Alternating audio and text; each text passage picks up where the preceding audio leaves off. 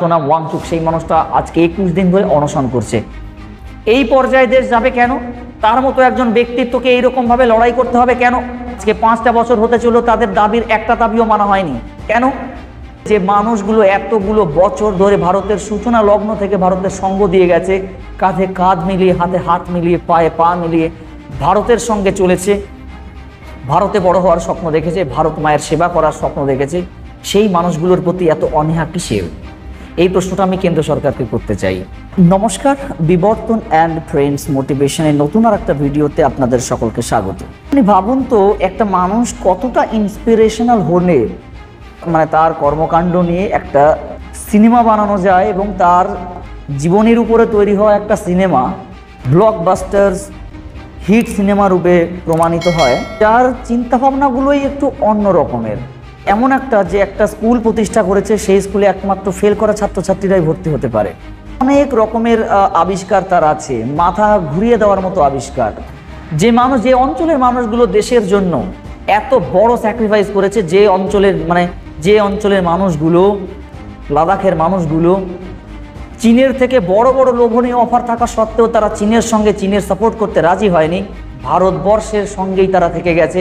ভারত মায়ের সম্মান করবে বলে, ভারত মাকে ভালোবাসে বলে, ভারতবর্ষের পতাকা জড়িয়ে গায়ে তারা নিজেদের পরিচিতি তৈরি করবে বলে, যে মানুষগুলো এতগুলো বছর ধরে ভারতের সূচনা লগ্ন থেকে ভারতের সঙ্গ দিয়ে গেছে, কাঁধে কাঁধ মিলিয়ে, হাতে হাত মিলিয়ে, পায়ে পা মিলিয়ে ভারতের সঙ্গে চলেছে, ভারতে বড় হওয়ার স্বপ্ন দেখেছে, ভারত মায়ের সেবা করার স্বপ্ন দেখেছে, সেই মানুষগুলোর প্রতি এত অনীহা কিসের? এই প্রশ্নটা আমি কেন্দ্র সরকারকে করতে চাই। আপনারা তো নিজেদের ম্যানিফেস্টোতেও বলেছিলেন, আপনারা নির্বাচনী ম্যানিফেস্টোতেও তাদেরকে কথা দিয়েছিলেন, এখন এই কথাগুলো রাখছেন না কেন?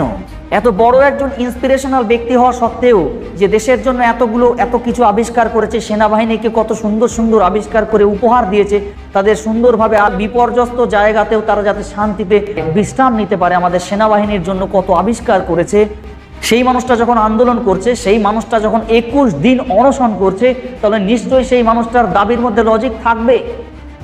তার যদি দেশের ক্ষতি করার প্রয়োজন ছিল, তার যদি ইললজিক্যাল ডিমান্ড ছিল, সে অনেক আগে থেকেই করতে পারত, কিন্তু সে করেনি, কারণ সে দেশকে ভালোবাসে, সে আমাদের ভারতবর্ষকে ভালোবাসে।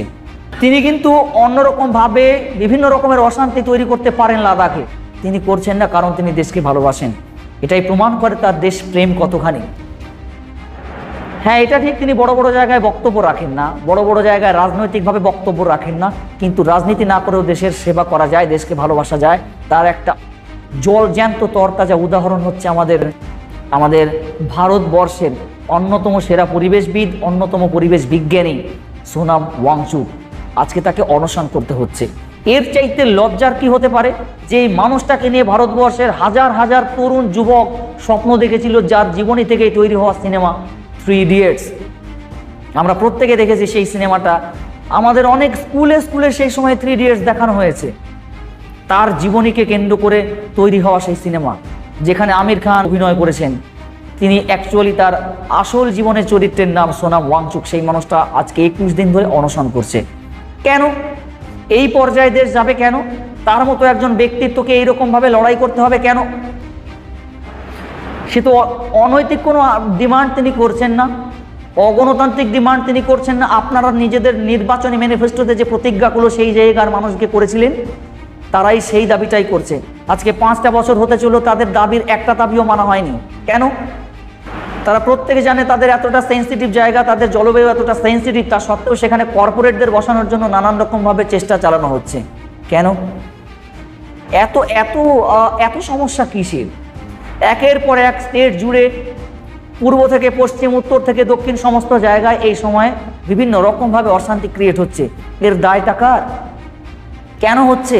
আমরা কি সত্যি সত্যি ভারতের আভ্যন্তরীণ বিষয়গুলোকে আমরা কি সত্যি সামলাতে পারছি না? কেন্দ্র সরকার কি সামলাতে পারছে না? কেন হচ্ছে এগুলো তো হওয়ার কথা নয়। হ্যাঁ, যে কাজগুলো আপনি ভালো করেছেন, কেন্দ্রে সরকার আসার পরে যে কাজগুলো ভালো করেছেন, সেগুলোর প্রশংসাও যেমন আমরা ভিডিওতে করি, যেগুলো অন্যায় হচ্ছে, যেগুলো দেখে মনে হচ্ছে যেগুলো ঠিক হচ্ছে না, সেই সম্পর্কে প্রতিবাদও আমরা করব এবং আমাদের করা উচিত, তাই এই ভিডিওটা বানাচ্ছি। ফলাও করে মাইকে বিভিন্ন জায়গায় আপনি বিভিন্নভাবে এর সঙ্গে ইন্টারভিউ করছেন, তার সঙ্গে ইন্টারভিউ করছেন, কেন একবার তাদের সঙ্গে বসে কথা বলছেন না? সোনাম ওয়াংচুকের সঙ্গে বসে কেন কথা বলছেন না? তারা কি বলতে চাইছে? সবকটা দাবি না মানলেও তোদের একটা দুটো দাবি তো মেনে নিয়ে তাদের সঙ্গে বসা যায়, বাকিগুলোর জন্য ভেবে দেখার সময় তো চাওয়া যায়। কেন করছেন না? আচ্ছা, অন্যান্য জায়গায় টেরোরিস্টদের মতো অ্যাক্টিভিটি করলে ভালো হতো, তাহলে আপনাদের কানে জল যেত নাকি? তারা করবে না এটা, কারণ তারা সত্যি সত্যি দেশকে ভালোবাসে। তারা লোক দেখানো ভালোবাসে না, লাদাখের মানুষ দেশকে সত্যি সত্যি ভালোবাসে। তাই তারা সমস্ত জায়গায়, দেশ যখন বিপদে পড়েছে সমস্ত সময় লাদাখের মানুষ ভারতের সঙ্গে কাঁধে কাঁধ মিলিয়ে, হাতে হাত মিলিয়ে চলেছে, ভারতকে সাহায্য করেছে। আর সেই অঞ্চলে মানুষ প্রতিবাদ করছে, রাস্তায় বেরিয়ে তারা প্রতিবাদ করছে। নিশ্চয়ই সেরকম ইলজিক্যাল কিছু হয়েছে, তা না হলে একটা রাজ্যের 10% পপুলেশন একসঙ্গে রাস্তায় বেরিয়ে প্রতিবাদ করতে পারে না।